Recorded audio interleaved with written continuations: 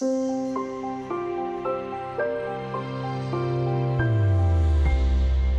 often hear people say they don't invest in equities because their home is their pension. Some people buy more than one house and rent them out.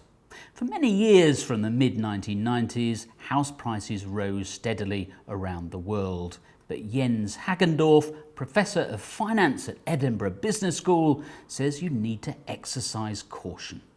A lot of people who say the house is their pension and they shy away from investments in the stock markets underestimate how risky an investment their house indeed is, because it's very volatile around the globe. There's a long history of property booms and busts, and the price of that particular asset is very volatile indeed. And perhaps more importantly, you cannot diversify. Most people have one home. Maybe they have one home in a buy-to-let investment. But that is not diversification. In terms of stocks, it's very easy to have a broad portfolio of stocks across the country, across the globe at minimal expense. And those are all factors that make housing actually quite a risky investment, and probably a lot riskier than people who invest in it realize. Another problem is that many people underestimate the expense of maintaining a property. And just buying the property in the first place incurs considerable expense.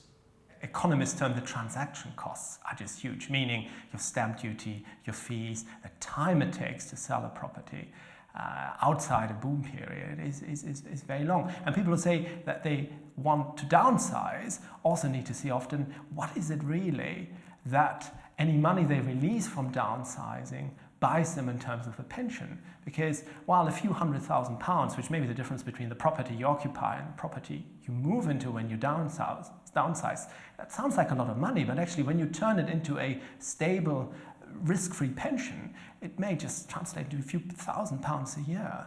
As with equities, the less you pay for property, the less likely you are to have your fingers burnt. So unless you really can afford to, don't pay over the odds. The factors that go into purchasing a house as an investment should be very similar to those that go into purchasing stocks, meaning there has to be some sort of reference point in terms of value. With houses, I would usually recommend use the rental income that you can generate from a house as a reference point. And if you're satisfied that the rental income that you can achieve from that property makes for a good cash flow based on what you've invested, it makes for a sound investment. And one more thing. Remember, you have to live somewhere in retirement.